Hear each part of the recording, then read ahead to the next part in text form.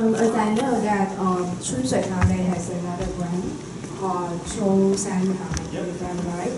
Yes. Yeah, and is that a new way for them to promote their so-called tea culture through another sub-brand? Because to me, I think Chun Shui Tang is quite different from what Chun Shui Tang is doing now. Yeah. No matter the customer they target or the visual experience they provide in the in-store, and they even have the very formal tea banquet that invite the customer to experience the real Chinese tea culture. So is that their new approach to promote the culture part? Okay. Wow, you know Chun Shui Tang. Okay. These stories represent the traditional Chinese tea culture. Okay, and they also so this is a different brand. For Chun Shui Tang, it's the bubble tea, the new tea beverage. Okay, and they create. But for the Chun Shui Tang tea house, they not only sells the bubble tea, they also sells the hot tea. Then they also decorate some products for Chun Shui Tang or Chun Shui Tang. So if you go to some of the Chun Shui Tang tea house, you can find there is the specific areas they will sell the product named Chun Shui Tang. So this represents the traditional Chinese tea culture. They also created the new, you know the cocktail.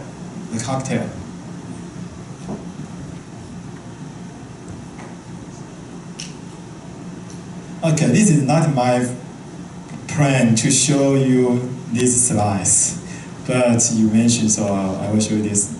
The other job I do for the Chun Shui Tang.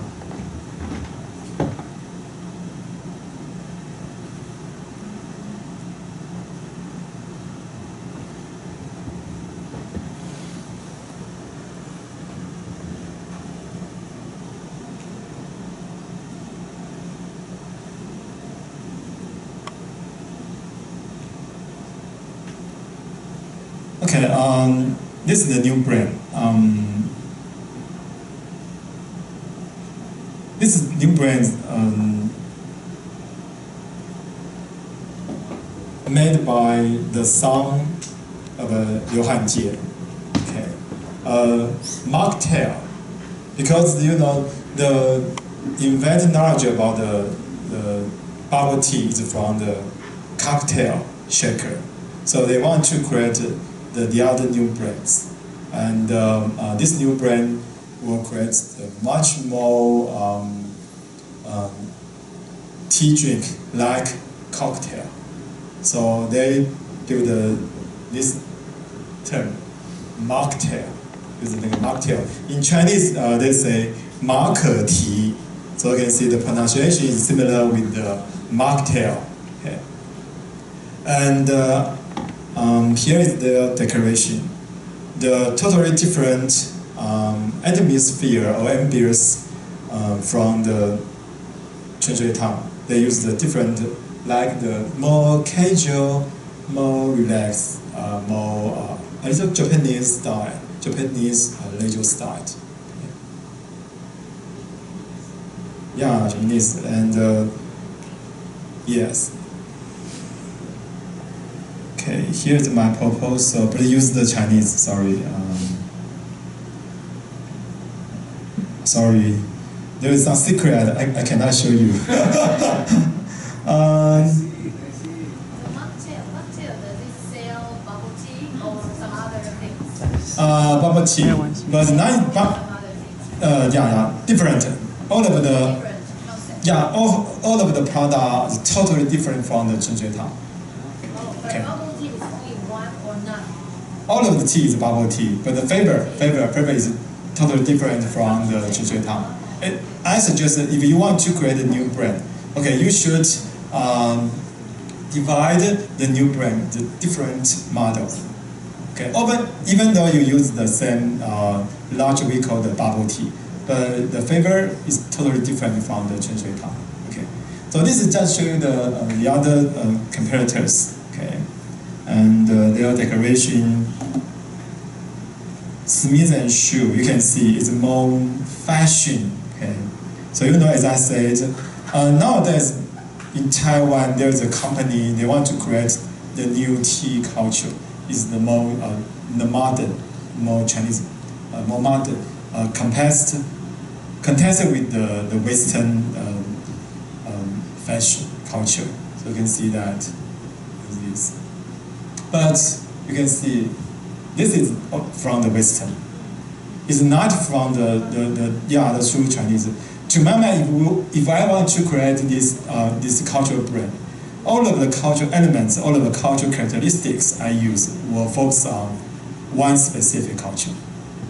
Okay, focus means because you want to represent. Do you remember the culture? We should narrow down, no broad wise. Then you will lose your focus.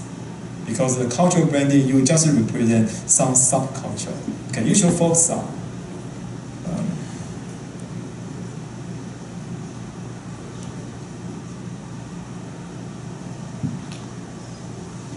Okay, here is their original. They just called mocktail. But I say mocktail is not related to tea.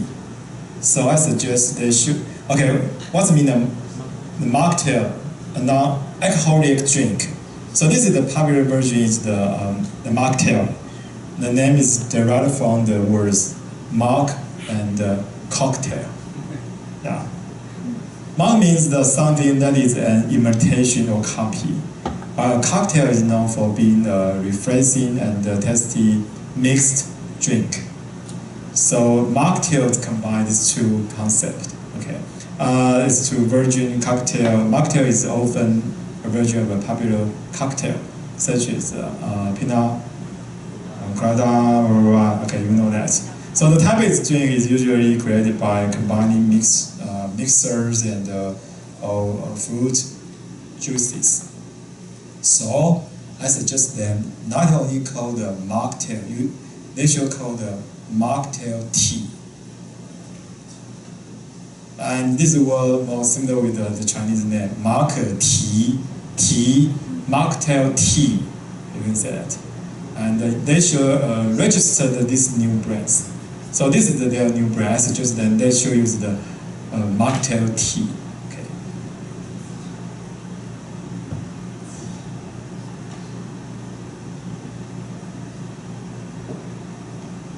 I also provide some individual for these brands because this brand is different from the traditional Chun Shui Tang tea house. So they cannot use the brown color. The brown color sometimes is kind of heavy. So they should find a color that's more light. Okay. So I suggest maybe you can use the color, okay, like this, as the brand color. So which means each brand, when you build up the brand, you should find the standard color for this brand. And because the color can represent some of the meaning about this culture, this brand. Also choose the right type. Okay.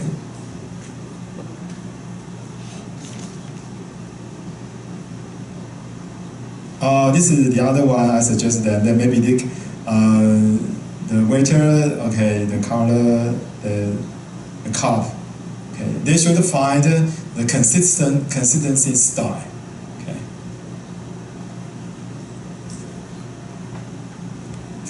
Also some CI, VI for the brand name. Okay, do you remember the first slide I showed you what's mean the brand? Brand is including the brand name, the symbol, the design, the color, blah, blah, blah. So when you create a new brand, you should carefully develop all of the CI. Okay. So I just show them some reference to can build up.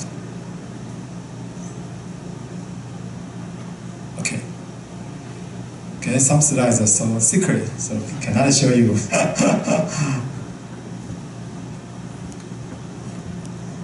Okay. Any other questions? Oh, your turn. Any other question? And then Julie, you had a question before the break.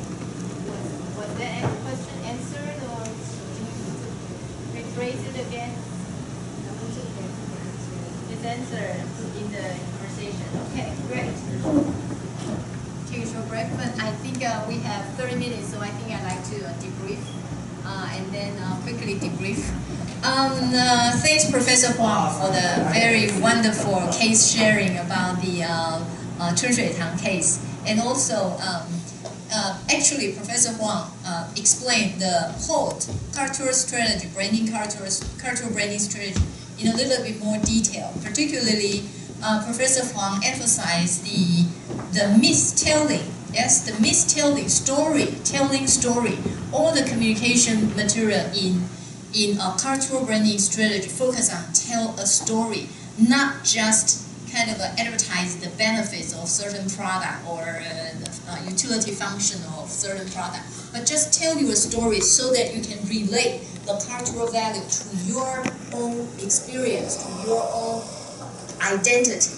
Like if I use academic term, is to relate the cultural identity of the brand to your own identity through a myth-telling process, storytelling process.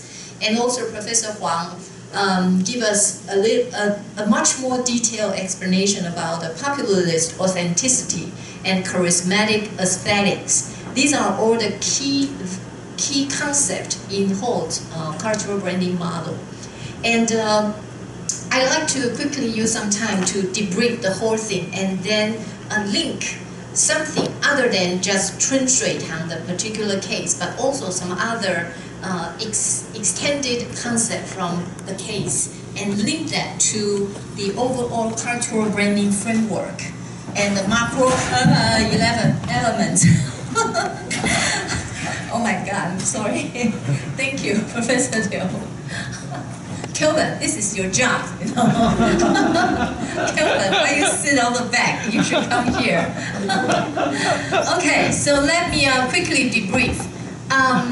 The original concept, like Chun Shui Tang, like Professor Huang mentioned, Chun Shui Tang actually created, he grabbed the opportunity, the cultural controversial, cultural opportunity. And by observing that that was back in like 1980 something in Taiwan, there was a cultural orthodoxy at that time, which is the elder tea we call 老人茶. It's a small cup. Did you know that? I think most of you come from Asia. You know the different cultural drinking tea style. And this is a traditional Taiwanese style, small cup. And you talk with people. And so it's basically a social hangout culture. However, during that time, in the 80s in Taiwan, the younger generation, they no longer feel connected with that kind of a traditional tea cultural drinking hangout style. But they more attracted to the cocktail style, the pop culture, right? It's a more like a modern, westernized social hangout for younger people. And so, the owner of the Chun Shui Tang has observed the opportunity. There is this contradiction, but contradiction always is an opportunity for innovation. And he grabbed that idea, created the so-called bubble tea or the form. And what's the term? 泡沫红茶是泡沫红茶. This is bubble is pearl tea. 泡沫红茶. Foam tea. Yes. So this create two different cultural, two different tea categories, or two different two different way of consuming tea with friends, and it has different life, cultural ritual, different cultural ritual than the previous traditional one, and also different from the cocktail culture, although similar but not exactly the same. So that is something new. And then throughout the time, okay, this became very popular. But you can see until now, 2014, 2013, the bubble tea, this category, already one weakness in cultural branding is because it's a soft creativity, it's just an idea, it's very easy to be duplicated. So it means other competitor can very easily to sell bubble tea and then sell this idea, this new idea, new consumption idea for the younger generation. Very easy to be copied, and therefore it did happen. So many different bubble tea house started to become very popular around Taiwan, and also moved to other countries, China, in some other regional geographic neighborhood. And then it becomes a modern, bubble culture tea becomes so popular that it becomes a cultural code itself. Last time we were talking about the idea, the same. Once you created a new novice cultural idea, but then at the life cycle of that idea is very short. It immediately becomes like a common commodity product, and it becomes a cultural code in a society. And also it's associated with Taiwan, and therefore you see Professor Huang show you the wallpaper in 2013. They used the bubble tea, a girl like drinking a bubble tea, the photograph. It shows global, worldwide, also consider bubble tea category become a cultural code of Taiwan, an innovative category, and also a cultural code. And therefore, once you become a cultural code, it can be combined with some other ideology, and you create something new. And therefore, Chun Shui, and let's talk about the incumbent. We call them incumbent. Yes, the leader, the innovator, the creator. They continue to associate bubble tea with the Song Dynasty culture, where the Song Dynasty, usually the elite, when we talk about cultural consumption, I mentioned many times in the class, there is an emulation. You emulate the people of a higher status. Initially is the Babylons, right? And they emulate the people in the upper social class. But recently we have called cultural capital theory. They emulate high cultural capital segments behavior. And in Song Dynasty, high cultural capital group of people, of course, those are the noble segments. But then also, because of Chinese culture, there is poems. All those who write poems with some knowledge, and they write all these things, they are considered high cultural class.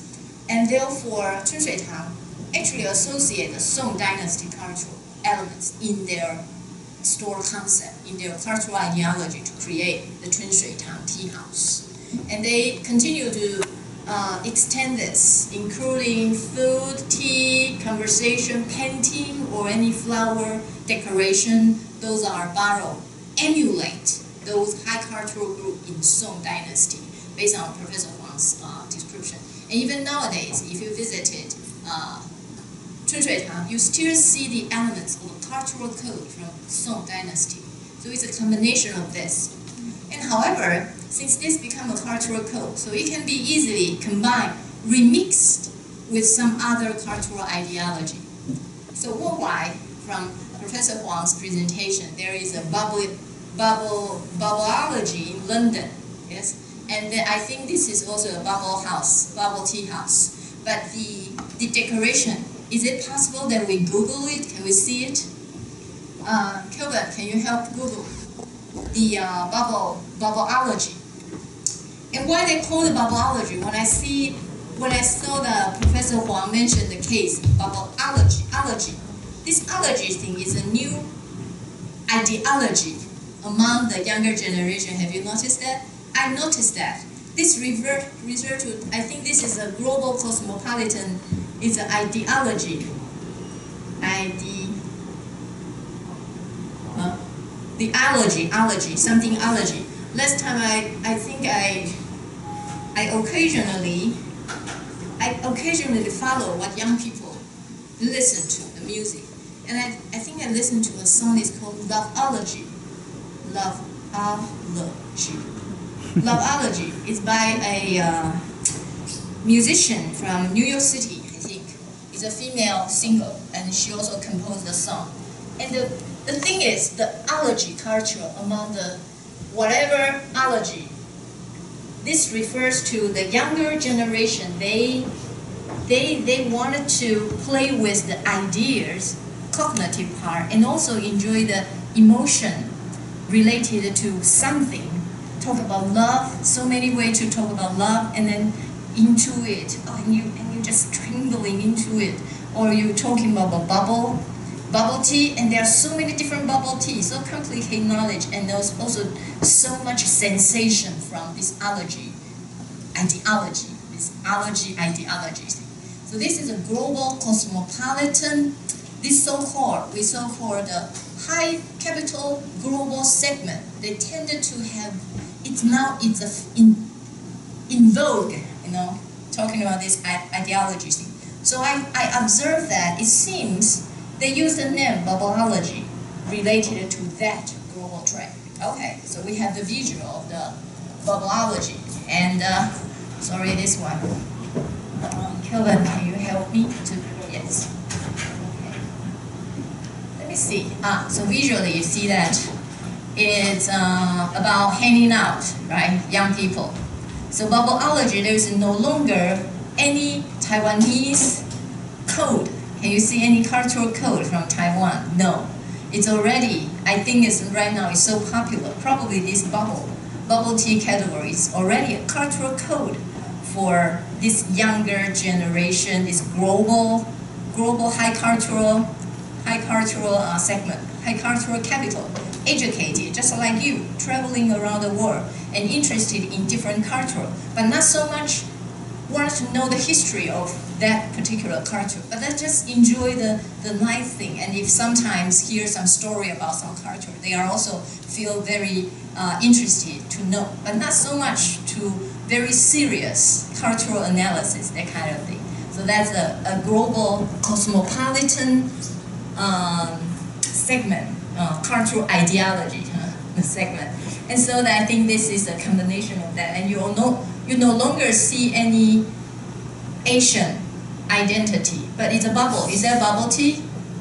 I just wonder if this is a bubble. Do they sell bubble tea? Yes. Bubbleology. Yes. At least this is exactly the product, right? The product package is exactly the same. The only thing remain is the display of the product and the bubble in it. So this become the popular cultural code in global marketplace. And also, Professor Huang also mentioned that this is latest case is the mocktail. And mocktail tea, and we add a tea because without the tea we have no idea whether it's sell cocktail or what. So mocktail tea, this is again use bubbleology. Already this become a commodity cultural code, and they have to combine with something else. And the mighty code for the mocktail tea is it's more about the modern Asian combination, cosmopolitan mix of the Western ideology, but with the Japanese delicacy in it. It's different from the Western cocktail. It has this Japanese subtleness and delicacy in the concept, and plus the bubble tea. So it's a mix of at least three different product elements in the concept. So again, this is a creativity based on soft creativity. You create different cultural elements, and doesn't include any new innovation, totally new to the world innovation, but it's a new way of life, a new way to hang out with friends, a new way to taste different things from different culture. And so this is a whole thing about cultural branding. So you see, cultural branding is not just a brand. Originally, you identify the opportunity, cultural contradiction, cultural opportunity. But once you created this new thing, you are also facing a competition, severe competition, because it's easily be copied by others. And you will have to continue constantly, like Chun Shui Tang, constantly they have to tell stories about Song Dynasty. I think the recommendation for that, you are become the author. The author continue to promote the combination of this, the Song Dynasty with the modern twist, bubble tea, and then including the painting, the poems.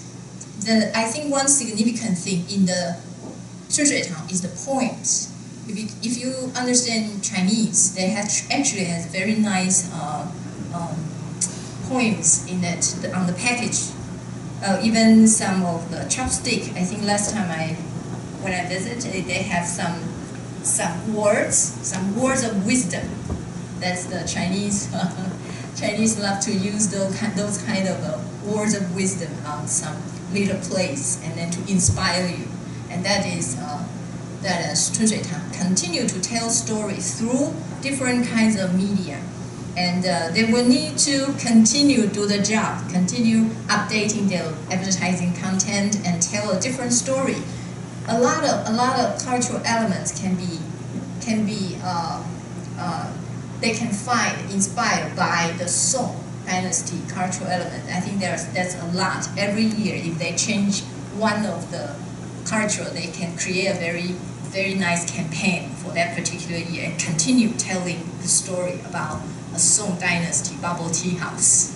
So that's that. And then bubbleology, the same thing. It can include so many different allergy things among younger generations.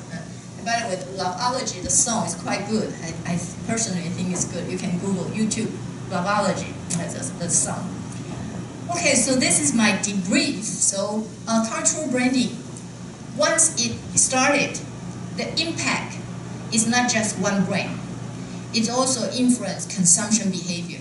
Because of now this new choice, the younger generation has more new lifestyle, and it also impact global innovation, crossing a geographic boundary, and it's tended to the impact of cultural branding is not just one firm. It could be one category. Actually, this one is a whole category. All the suppliers, brand in this whole category influenced by this new innovation, and it also can spread out. Because it's a soft idea, it can spread out global among the consumers. So the cultural branding impact is quite different from previously what we so-called the mind share, the traditional branding model. The impact is more about one firm's profits. The cultural branding is broader than that. Okay, so that's my debrief. Any thought? Any comment? And the case is very, very relevant to your the National Palace Museum, the Southern Branch, because you are also using an ideology and promote it. And most of your campaign, your communication material will focus on finding the language of your target group. And like previously in the PowerPoint that is online, the Moodle, for the first year, very likely your customer will coming from the local Jiayi residents. Very likely, they will be probably accounts for the significant part of the audience for the first year. Of course, in the future, it will change. But the first year is more like that. Second larger target group are the residents in Taiwan, the Taiwan residents.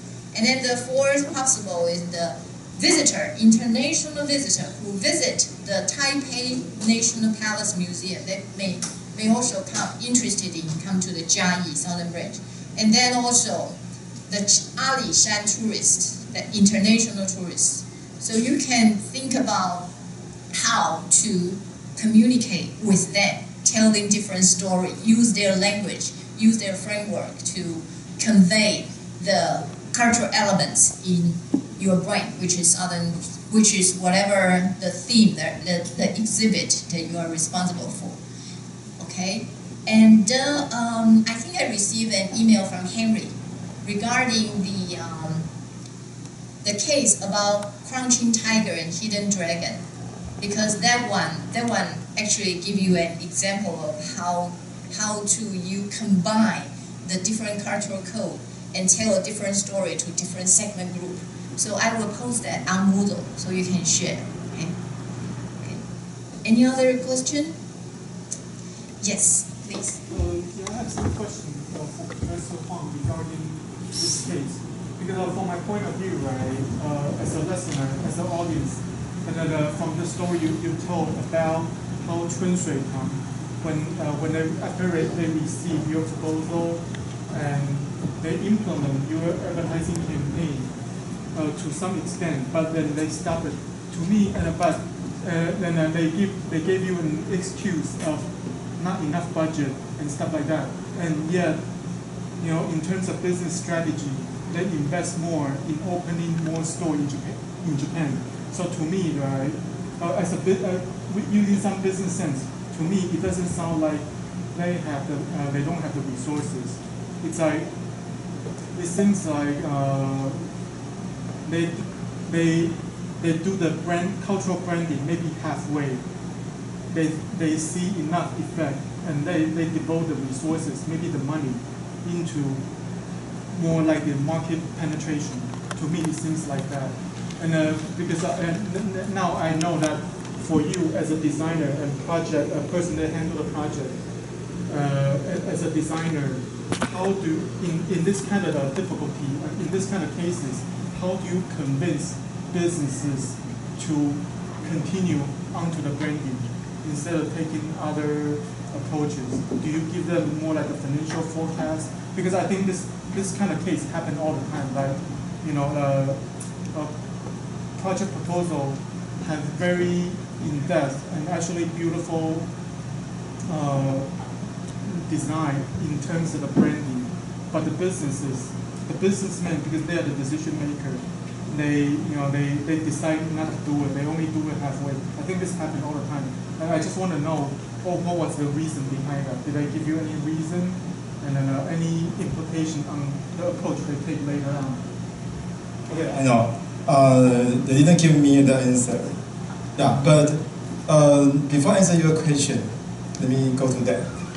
This is my first time to see the website, and I feel some of my job, I think the Chun Shui Tang should do, the bubbleology have done. You can see that. Welcome to the bubble tea specialist. Try out tasty brewer. Use this term, brewer. And you can, what's the bubble tea? What's bubble tea? So for the, as the Professor Gao said, nowadays bubble tea is the popular culture, not only in Taiwan. Maybe they can spread it all over the world. And London, this store, I also like the bubbleology. This also is very great. Bubbleology. They combine this. So maybe the other, especially the foreign consumers, when the first time to know the bubble tea is not from the Chun Shui Tang, it's from the bubbleologists. They can explain what's mean the bubble tea. And also can hear this is the bubble tea. They convey the culture, the product experience, and I also like the bubbleology, the term they create. They use the colorful, this one, and also use the here. It's also imply the pearl milk, the 粉圆. Okay, so they use some of the cultural elements, and suppose all of these cultural elements should convey from the Chun Shui Tang, but they didn't do that. So that's why, for my experience in Taiwan, most of the local company or enterprise, they didn't know what's mean the brand. For them, the brand just the name for their product. If they can say their product very successful, then they say they have done the branding job. You know what I mean? So that's why they think, based on through my job, I created some key visual to them, and they can use this visual prior to their store decoration, their product like this, and they think it's enough. So they move to their efforts to increase their sales volume. So that's why I say they have the good chance to build the cultural brand.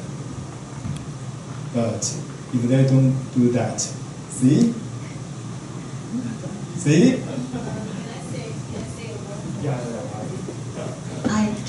Kelvin, can you go to the original? What is bubble tea? Can we click it? How did they explain it? No. What is bubble tea here? Did it mention the origin is from Taiwan? I just wonder. And while we're looking for that, I probably would like to say some word for Chun Shui Tang. Why they don't use the bubble as a communication in their marketing? Because bubble tea in Taiwan is everywhere. There is no specific advantage to emphasize the shape and that kind of thing. But in London, this is new, totally new, a new product category. Why? So you emphasize that the shape of the pearl, you have the advantage because it's fun, it's new, it tastes different. But in Taiwan, it's like a commodity, and if you emphasize that, you lost the advantage. Actually, I have a new idea. For Chun Shui Tang, they can create, not use the bubble tea because as they mentioned it's very popular, but they can use the other one, but I cannot tell you. Okay, I just wonder if they mention the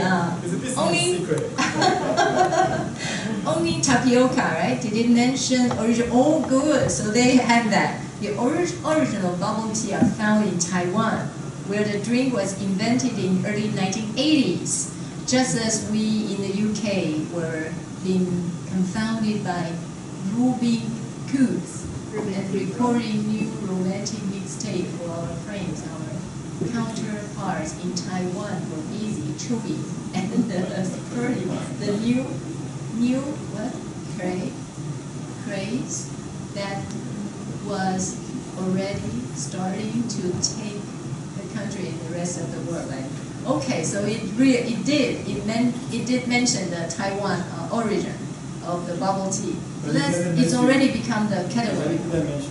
Global category. Didn't mention Chun Shui Tang.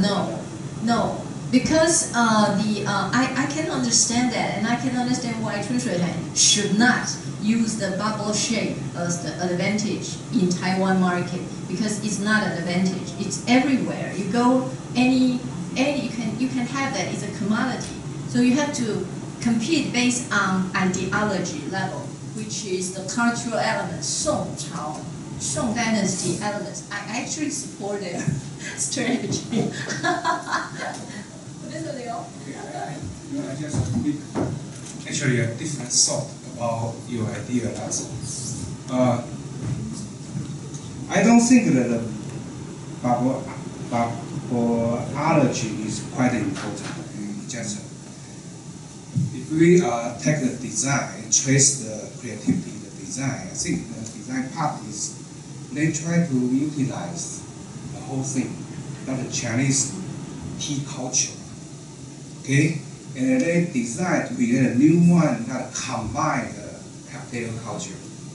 So I have a conversation with Angelina that if we have a novel combination of two different cultures, you may create new ones.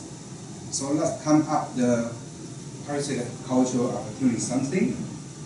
But I think there still is the issue that do we relate this, I mean the deep-rooted Chinese tea culture to the bubble tea? Here, I doubt.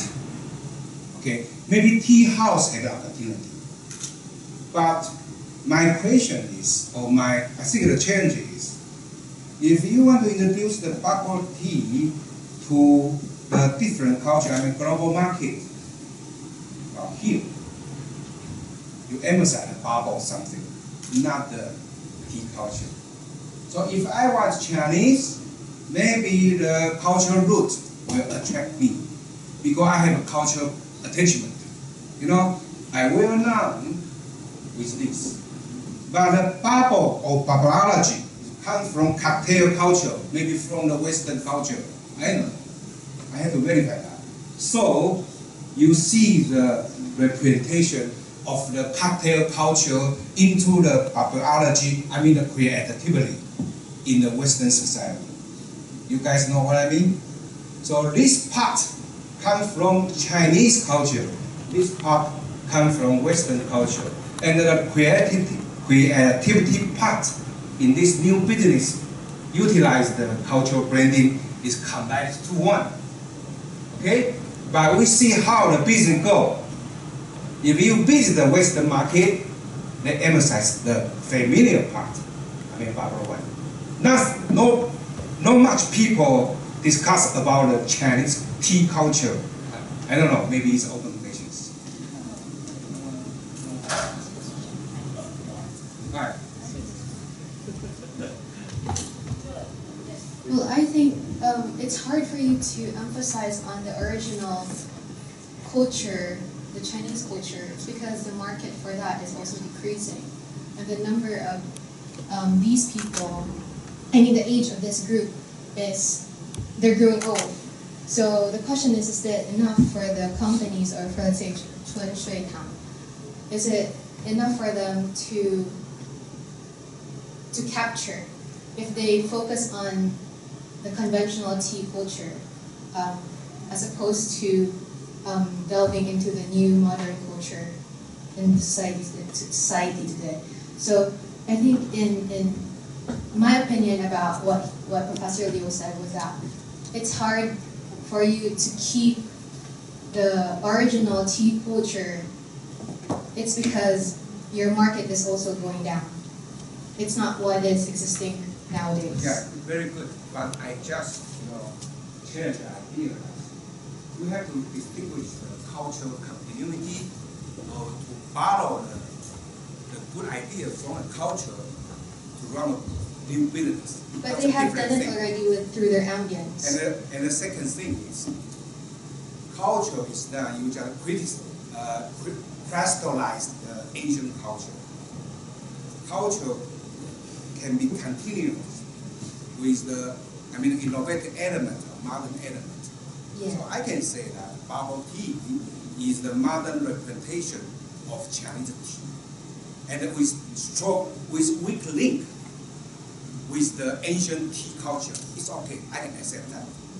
But I can rich part of this business is that you can keep on pick out or related some tea culture in Asian China. That's my point. So for example, the tea house had the opportunity. Yeah. Do you agree? Yeah, they've done it. Yeah, that's good. That's very good. You just run this kind of business that you invite the young generation because they like the cold or cocktail-like drink, right? But when they, visit the tea store, they provide more accessibility to the Asian culture of tea. Yeah. And then maybe there are some business opportunity, I don't know. If you value the essential value of the tea culture, for example, social gathering, people provide support under the modern life stress, something else, it works. That's the essential value of the culture. I just want to emphasize that. I don't know. Any other question? Any other question?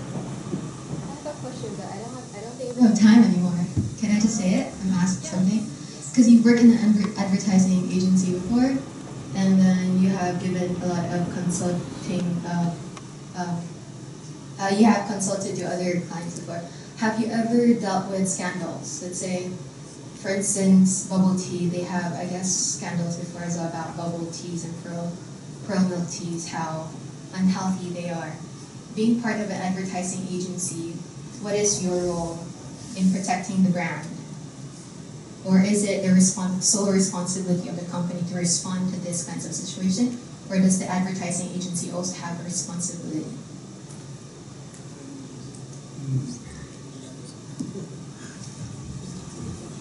No, they don't hire any advertising agency. Oh. Okay, as I mentioned, as I mentioned, they just do their business by themselves, and they want to show off about their performance.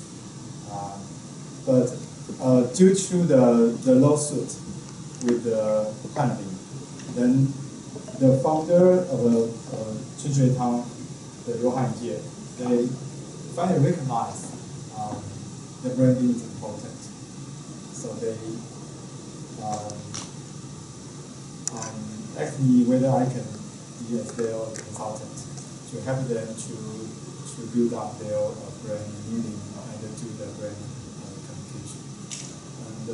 And they didn't have any experience to hire any implementing agencies to get the campaign. So this is the first time. As I mentioned, for most of the Taiwanese local companies, they're still learning. What's the importance of the branding, and they still to know